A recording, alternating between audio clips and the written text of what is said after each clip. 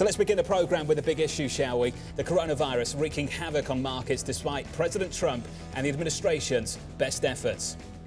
You may ask about the coronavirus, which is very well under control in our country. We have very few people with it. And so far as containment is concerned, we have tightly contained this. So it's an early success for our side, but we'll see in the next few weeks.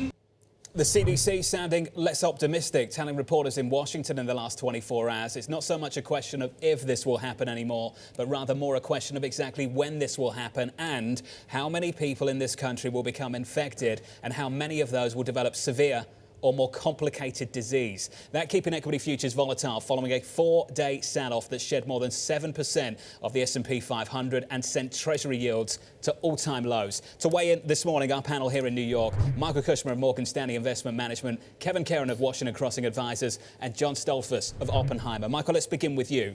Just how much faith has been lost in the policymaker in this last week alone? Well, I think the challenge is what to do about this in terms of its impact. And the initial reaction was that it's contained to China. There'll be a disruption in supply chains from China, which will last a few months. They'll contain it. Things will get back to normal in Q2, Q3, and we'll hardly notice it over the next couple of quarters. But as it spreads around the world, the question, well, what is the rest of the world going to do about this now? And I don't think there's an answer yet about what the response is going to be, how disruptive that is going to be to economic activity. The faith that it would be contained has been damaged immensely over the last week. The faith that it would be temporary, I think we've questioned that aggressively over the last month alone, and yet this market didn't break and now it has. Are we putting to bed this idea of a V-shaped recovery now, Kevin? Is that done? No, I don't think so, but it's been put off. If you think about where we are, we had a lot of stimulus from the central banks last year. We all know that works with a lag.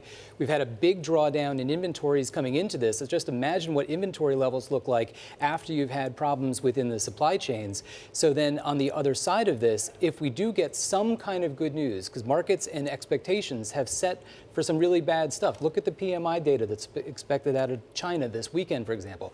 Those expectations have been significantly marked down. So a lot of this is already priced in.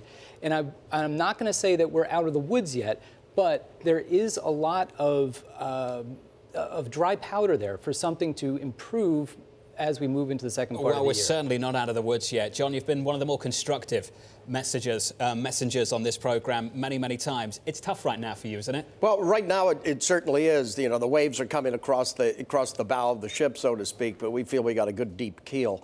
The big thing is I think you've got markets are trading on technicals, okay, instead of on fundamentals, and fundamentals are in question. You've got a medical question that's an open issue in terms of finding a vaccine, finding efficacy in terms of dealing with those who have it. What's the spread in terms of the virus around the world? It's uncertainty, but we think coming out of this, you'll probably see equities do a V-shaped recovery, and you'll see the economies around the world probably a U-shaped, more like a U-shaped. Well, it's interesting that we're talking about coming out of this. We've barely got into this. That's the big problem right now. We don't know if it's contained in China, to what degree it is. We do know that it's starting to spread in Europe, and there's a problem that it may arrive here in the United States and damage here as well. I've made the point multiple times on this program. No one on here from Wall Street is a medical professional. All you can do is look at the containment effort, look at the damage to the economy, try and guess what that looks like in a couple of months' time. The idea that we're going to have anything that looks like a V, anything that looks like a V at all in the coming months in the global economy, I can't get my hands around that, Michael. Don't you struggle with that? We do struggle with that. We thought that was the most likely outcome when China pursued these very aggressive containment strategies within China and be very negative for the Chinese economy, and there'd be supply chains disruptions. But as long as households around the world continue to behave normally outside of China, things wouldn't be too bad. So it'd be a supply side shock, not a demand side shock. Now we're talking about a potential global demand shock in addition to a supply shock. So then you have a double-barreled whammy that is more challenging to overcome.